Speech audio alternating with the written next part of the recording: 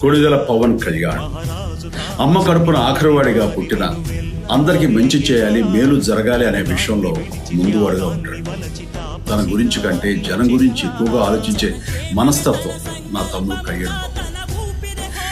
ఎవరైనా అధికారంలోకి వచ్చాక ప్రజలకు ఏదైనా చేయాలనుకుంటారు, కానీ కళ్యాణ్ తన సొంత సంపాదనని కౌలు రైతులు కన్నీళ్లు తుడిచేందుకు ఖర్చు పెట్టడం, సరిహద్దు దగ్గర ప్రాణాలొడ్డి పోరాడే జవాన్ కోసం పెద్ద మొత్తం అందివ్వడం, అలాగే మత్స్యకారులు ఇంకా ఎందరికో తాను చేసిన సహాయం చూస్తుంటే ఇలాంటి నాయకుడు కదా జనానికి కావాల్సింది అనిపిస్తుంది.